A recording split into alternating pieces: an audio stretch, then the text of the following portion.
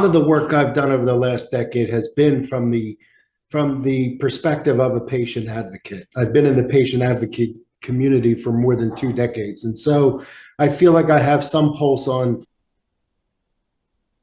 how patients feel about these medicines, especially with all the survey data that we've conducted and reviewed and all of the work that we've done all around the world. And I think that what you would hear if you surveyed most patients is that they are excited about the introduction of biosimilars into the marketplace, because biosimilars create more treatment options for patients. And with more treatment options comes more decisions that the patient and the physician can make together about which medicine is right for them.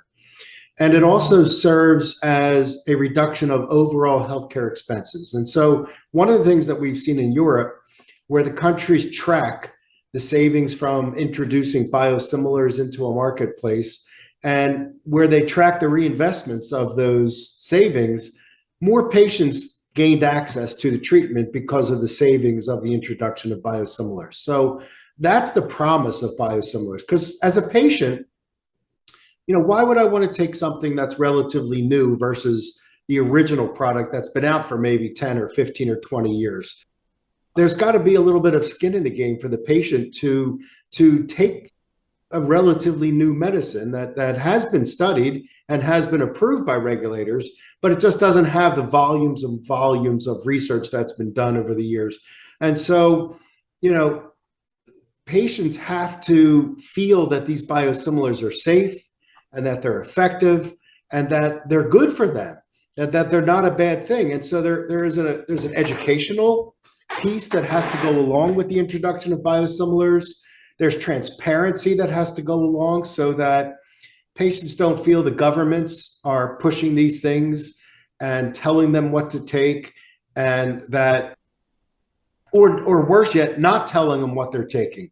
And that has always been a big issue in the introduction of biosimilars, is that sometimes patients aren't even being told they're being switched from something that's working for them, or that they're being put on a biosimilar as a start of treatment without being told that they're being put on it. And so then later a patient finds out, and then there's this whole trust issue with the medical system and trust issue with the physician.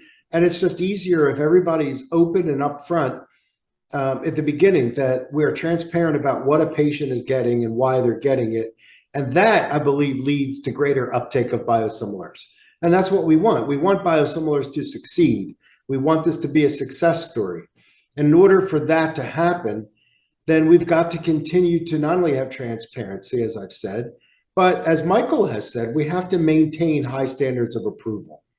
Because the last thing we want to do is switch a patient to a biosimilar that has been approved based on insufficient data in some up-and-coming country, or a middle-income country or lower-income country that may not have the resources of an FDA, or, as you say, or an European Medicines Agency behind them.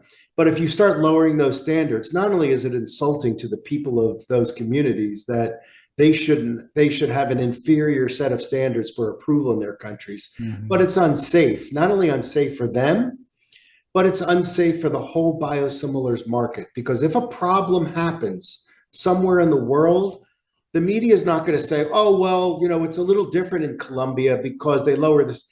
It's just going to hear 100 patients died from taking a biosimilar. And that's going to destroy all the hard work that's happened over the last 10 years around the world to sort of get uptake better, to make biosimilars more a part of the standard therapy. So those are some of the hot issues that we focus on as patient advocates.